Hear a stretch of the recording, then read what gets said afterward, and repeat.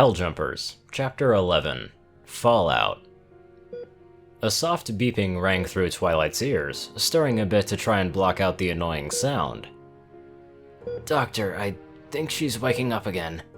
Twilight could recognize the voice from somewhere, but wasn't able to attach a name to it. "Step away from her, Sergeant. You there, get the taser ready just in case if she goes ballistic again." The second voice also sounded familiar. What was her name again, though? Karen? No, it was longer than that. Catalina. Twilight tried to open her eyes, straining at the effort, and she finally got them open, only to close them again, as they got assaulted by a bright light. "Twilight, can you hear me?" Cat asked.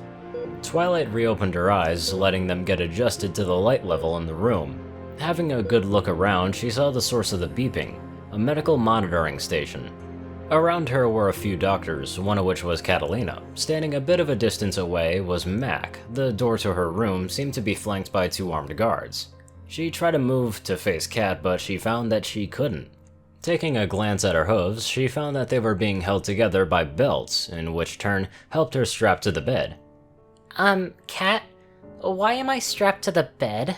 she asked, slightly afraid. "Well, last time you woke, you started thrashing and screaming, and you flung 2 of my assistants into a wall with telekinesis before we managed to stun you again," the doctor said. "We're just taking precautions to prevent you from hurting yourself or anyone around you." "Oh," Twilight responded. "I didn't hurt the assistants too bad, did I?" she added, feeling guilty about hurting people that were there to help. "They only got a few bruises, nothing serious," Cat reassured the pony before continuing. "So, Twilight, what do you remember about what happened in the boarding attempt?" It took Twilight a moment to dig up her memories of the events. I remember getting angry after Scootaloo got hit by the elite. By the way, is she alright? We had to perform light surgery and she'll have a wicked scar, but she will be fine," Cat told Twilight, which visually relieved the pony. "So, is there anything else that you can remember?" Twilight tried to remember what happened after she left Scootaloo and the other ODSTs, but coming up with a blank. "A blood-stained hallway, bodies casually thrown around, and A flash of a memory suddenly at the forefront of her mind came up. Her breathing and heart rate accelerated as well. "Catalina, what did I do?" she asked the doctor. Max stepped forward to stand next to Twilight. "Well, after you teleported away to the bridge, you cleared the hall of all the alien boarders." "But how?" Twilight asked, having a creeping suspicion. "The bridge crew didn't see, but before you charged out of the bridge, your horn started smoking, and your eyes turned green with red pupils, And a purple haze leaking from the sides of my eyes," Twilight finished for Mac. "Dark magic. I recall you saying that it was an extremely dangerous form of magic," Catalina said as she remembered what Twilight had told her about magic when they first met. "It is. Cat, can you bring me a datapad? I have to build something," Twilight replied. "And what might that be, Twilight?" Mac asked while Catalina was grabbing a datapad from medical. "I can't say yet. I have to run the test to see if I can even create the needed material," Twilight said while Catalina's medical staff were releasing the straps to hold her down. "You'll be the first to know if I ever figure out." "Is Twilight joining us today?" Lucy asked. "I don't think she has taken a break from that project you said that she was doing, Mac." The entire group, excluding Twilight, was sitting in an empty mess hall as the ship was running on a skeleton crew, while almost everyone else was in cryosleep. There still wasn't enough to be known about Pony's physiology to risk cryosleep, so the squad was to be awake for the entirety of the 2-week journey. "Well, she said that she had made a breakthrough, so she'll probably be here in just a bit," Mac replied, glancing over at Scootaloo, who was eating her rations. "You know, Twilight's gonna be mad again if she spots you eating meat again, right?" "I don't give a crap, Sarge," Scootaloo said. The Pegasus had been in a foul mood ever since she had woken up from the anesthetic and seen her face. Twilight chose that moment to walk into the mess hall, and Tyler was the first to spot her. "We're deeply honored by your visit, Princess. To what do we owe you the pleasure?" Twilight rolled her eyes as she sat down at the table with the rest of the squad, and revealed a box she was holding under her wing. I managed to manufacture something for Mac. Mac picked up the box and opened it, revealing 5 black metal rings. Twilight, what are these? He said while he inspected one of the rings. Scootaloo almost choked on her meal as she saw what Mac was holding. Is that an inhibitor ring? She blurted out. What's an inhibitor ring? Lucy asked, also curious of what it was, what Mac was holding. You place it around the horn of a unicorn to prevent them from casting magic out of their horn. The orphanage has had a few just in case they had to deal with a violent unicorn. Scootaloo explained before turning to Twilight. Why would you even build something like this? Everyone looked over to Twilight for an explanation. So, you remember how I stopped the boarders, Mac? Twilight asked, and Mac nodded. I used dark magic, even though regular magic should have been powerful enough to stop them. Dark magic corrupts and twists the user over time, and if I ever look like I'm gonna use it again, I want you to place one of those rings on my horn and knock me out. Doesn't matter what order you do it. Mac put the ring back in the box and closed it again. Just make sure you don't do it again, Twilight. I won't, Sarge. Twilight said. I'm just making sure that you can stop me if it gets a hold of me again. Twilight looked over at Scootaloo's meal, her eyes immediately narrowing. Don't tell me that's meat.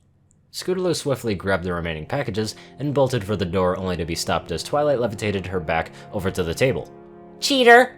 Scootaloo grumbled while Twilight dislodged the packages from under her wing and levitated vegetarian ones over to replace them. So, do we have any training scheduled for today? Twilight asked while she sat down for her own meal, switching the subject like nothing ever happened. Oh, just standard PT to keep physical fitness up, but other than that, we'll have some free time, Mac said, trying to withhold a snicker as Scootaloo was glaring at Twilight. Lucy, you had a crapload of classic movies, didn't you? A small smile formed on Lucy's face as she started to browse her tablet. You know, you just doomed us to at least, 10 hours of ancient movies, right? Tyler deadpanned. I know! Isn't that awesome? Lucy squealed. I've already got 3 movies in mind. Meet me in the rec room in like 30 and take some snacks. She shouted while she ran out of the mess hall. Mac, I have projects that need attending. I just can't take a break. Twilight said as she backpedaled from the table. I still haven't found a way home. Twilight, you have been working non-stop ever since you got here. You've been either training, fighting, or studying. You need a break, badly, Mac said while he, unseen by Twilight, passed the box with the inhibitor rings onto Tyler. Well, I can't stop. I have to... Before Twilight could go any further, Tyler tackled the pony. She summoned her magic to get him off herself. And nothing. Twilight again poured magic into her horn, only for it to fizzle out. Using her hooves, she tried to feel what was wrong with her horn. You didn't, she said with a raised voice while looking over at Tyler. Had to field test those things at some point, and if I'm gonna sit through that movie marathon, then you are going too, he said with a grin as he picked up Twilight and started carrying her to the rec room. You two get the snacks, I'll make sure Twilight gets there. Mac looked over at Scootaloo. You get the snacks, I'll get the alcohol myself. It's best if as little as possible people know about the contraband stashes of the crew. Scootaloo nodded and walked off, wondering what Lucy had come up with. Back over in Equestria, Rainbow was lazily floating through the dreamscape, concentrating on getting into an artificial dream bubble Princess Luna had created to be extra difficult to penetrate. She had been practicing various aspects of controlling the realm around her since the first night she entered the dream world. A few of the necessary skills were leaving her own dream, entering the dreams of somebody else, and actually freezing and changing that dream so when a nightmare occurs, she would be able to stop it. As of right now, only leaving her own dream was going smoothly. Entering the dream of another pony was already a bit harder since ponies unconsciously tried keeping any pony from entering their mind, and then there was a freezing dream. Luna had allowed for her to attempt to calm a pony having a nightmare once, and she got blown away, to put it mildly. To calm a pony having a nightmare, you have to overpower their willpower to stop the dream.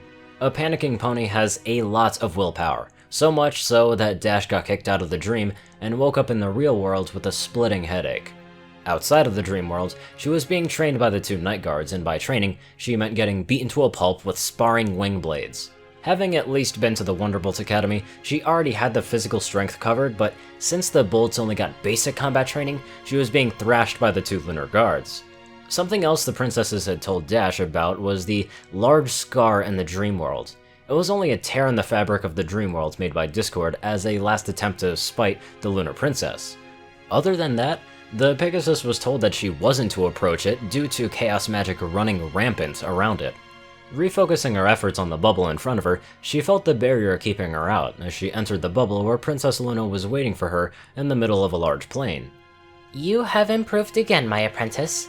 The barrier we put up was much stronger than that of a regular pony, Luna said with a smile as she saw Rainbow entering her dream bubble. And thine did it quite fast at that. Shall we have another attempt at calming a nightmare before the night's end? Dash winced, remembering the last time that she tried. Well, if you insist, Princess, but I must ask you not to make it too difficult. I promised the weather crew that I would help them with a weather front that was forming in the Everfree. If I have a splitting headache again, it would endanger the rest of the flight crew.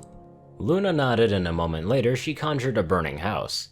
This should be relatively easy of a dream to stop. Focus thine self and stop the fire from moving.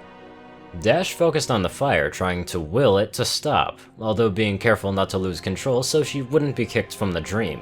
Slowly but surely, the fire started moving slower, and after a few minutes, it completely stopped. Awesome! Dash cheered as she looked at the now in-time frozen house, and a ripple went through the dream bubble moments later. Princess, what is happening now? She asked, looking around at the dream that was rapidly disintegrating around her. Thou art being awoken in the real world. We shall see thine tonight again, my apprentice, but now you are seemingly needed in the waking world. After that, the princess finished her sentence and the entire world went white for a moment as Dash was pulled away from the dream realm.